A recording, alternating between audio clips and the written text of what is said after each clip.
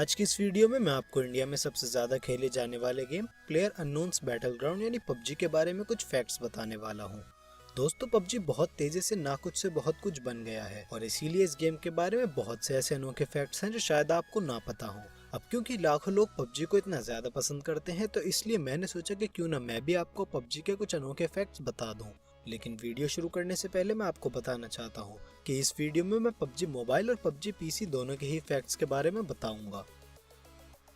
Number 1, क्या आपको पता है पबजी सबसे पहले वजूद में डेजी एड-ऑन के रूप में आर्मा 2 के मॉड के तौर पर आया था, लेकिन जब उसके बाद डेजी का ओरिजिनल स्टैंडअलोन गेम रिलीज हो गया तो ब्रेंडन ने इसे आर्मा 3 के लिए बना दिया था। पर ये सभी मॉडिंग प्रोसेस के दौरान ब्रेंडन कुछ भी पैसा नहीं कमा रहे थे, लेकिन उनके मॉड्स का अनोखा कॉन्सेप्ट बहुत ही ज्यादा पॉपुलर हो गया था और इसी वजह से सोनी ऑनलाइन एंटरटेनमेंट ने ब्रेंडन के आइडियाज को लाइसेंस कर लिया था अपना खुद का बैटल रॉयल स्टाइल गेम बनाने के लिए।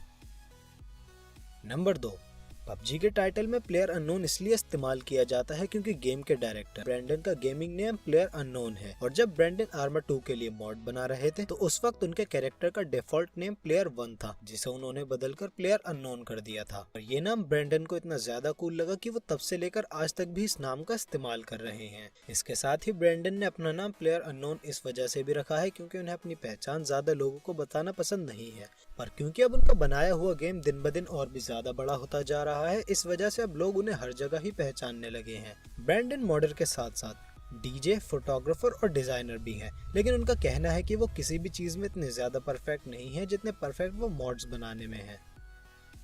नंबर 3, पबजी मोबाइल में एक मैप का नाम इरेंगल गेम के डायरेक्टर ब्रेंडन ग्रीन की डॉटर के नाम के ऊपर रखा गया है। ब्रेंडन की डॉटर का नाम एरिन एंजल है, जिसे मिलाकर मैप का नाम इरेंगल रखा गया है।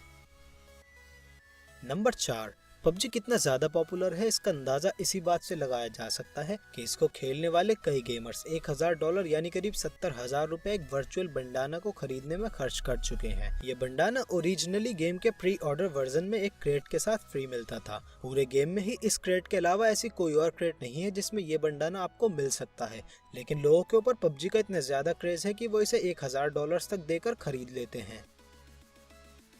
नंबर 5, ब्लू होल स्टूडियो ने आज तक कभी भी पबजी का एडवर्टाइजमेंट नहीं किया है क्योंकि ये गेम खुद ब खुद ही अपने यूनिक इंटरफेस की वजह से पॉपुलर होता चला गया था। रिकॉर्ड्स के हिसाब से पबजी के लगभग 55% ओनर काउंटर स्ट्राइक गो के प्लेयर्स हैं। नंबर 6, जब पबजी अपने डेवलपमेंट की स्टेज पर था उस वक्त ब्लू होल स्टूडियो नाम का साउथ कोरियन स्टूडियो जो कि प्लेयर अननोन का पार्टनर भी था, तो वो स्टूडियो इस बात को लेकर ज्यादा खुश नहीं था कि उन्हें first Korean game development team में एक फॉरेनर को क्रिएटिव डायरेक्टर के तौर पर लेना पड़ा था। स्टूडियो के कई इन्वेस्टर्स के साथ साथ कई एम्प्लॉयज का भी मानना था कि स्टूडियो का ये फैसला एक बड़ी गलती साबित हो सकता है, लेकिन स्टूडियो ने इन सभी आर्गुमेंट्स के बाद भी ब्रेंडन को बदलने का फैसला नहीं किया और उन्होंने कल्चरल डिफरेंस होने के बाद भी ब्रेंडन को सिर्फ इस नजर से देखा कि वो एक जबरदस्त क्रिएटिव डायरेक्टर हैं और साथ ही वो अपने काम को लेकर बहुत पैशनेट भी हैं।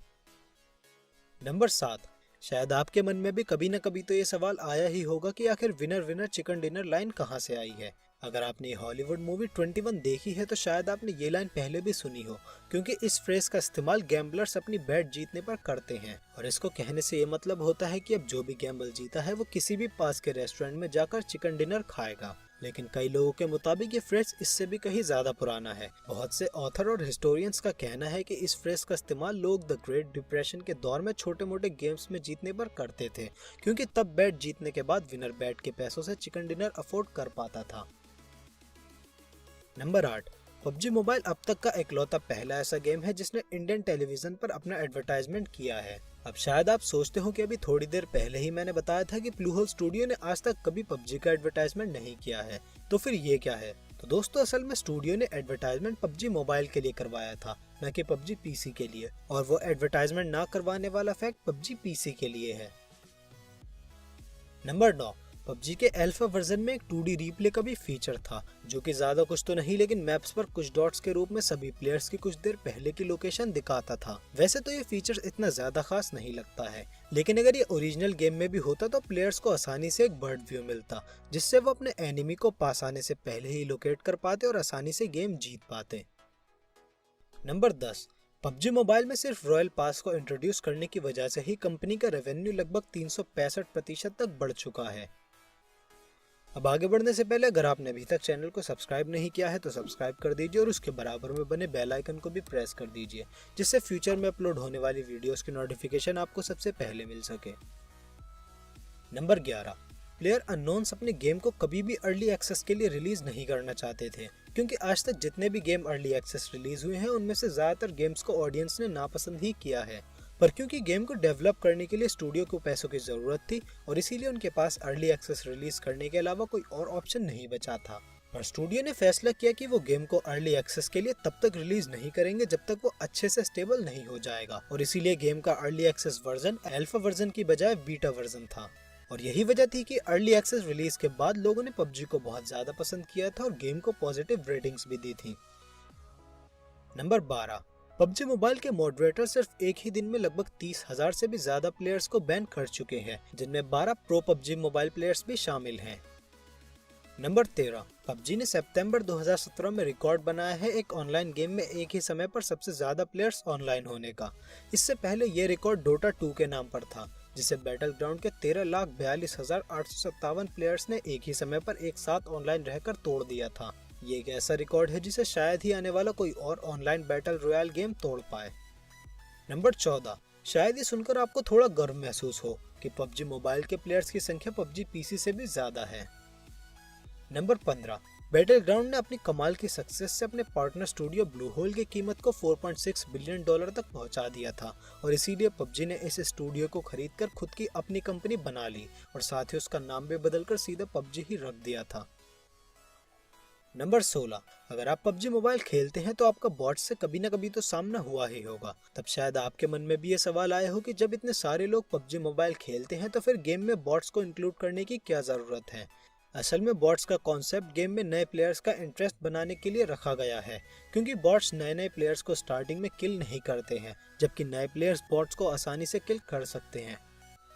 नंबर 17, ये बात तो आप जानते होंगे कि पबजी मोबाइल में 4 मैप्स हैं, जिनका नाम है इरेंगल, मिरामार, सनहोक और वीकेंडी। लेकिन क्या आपको पता है इन सभी मैप्स के साइज में अंतर है? दोस्तों, इरेंगल और मिरामार दोनों ही 8x8 किलोमीटर बड़े हैं, फिर उसके बाद वीकेंडी जो कि 6x6 किलोमीटर का है, और फिर आखिर में सनहोक जो कि सिर्फ 4x4 किलोमीटर का है। सनहोक मैप आकार के मामले में इरेंगल और मिरामार के बस 1/4 के बराबर है। नंबर 18, गेम के बीच में मिलने वाले एयर ड्रॉप्स आमतौर पर सेफ जोन के बिल्कुल सेंटर में ही गिरते हैं। नंबर 19, पबजी की मशहूर बंदूक कार 98 से निकली हुई गोली 300 मीटर के बाद नीचे की ओर गिरने लगती है, और इसीलिए प्रो प्लेयर्स को 300 मीटर से ज्यादा दूर के एनिमी को हिट करने के लिए बुलेट को टारगेट के थोड़ा ऊपर मारना पड़ता है। नंबर 20, अगर आप पबजी की कोई मैच बिना एक भी किल करे जीतते हैं तो गेम आपको पैसिफिस्ट का टैग देता है। पैसिफिस्ट का हिंदी में मतलब होता है शांतिवादी। तो दोस्तों, ये थे आपके मनपसंद गेम पबजी के कुछ फैक्ट्स। अब अगर ये वीडियो पसंद आई हो तो इसे लाइक करिए और अपने दोस्तों के साथ शेयर भी करिए, और मुझे कमेंट करके बताइए कि नेक्स्ट वीडियो आप लोगों को किस टॉपिक पर देखनी है।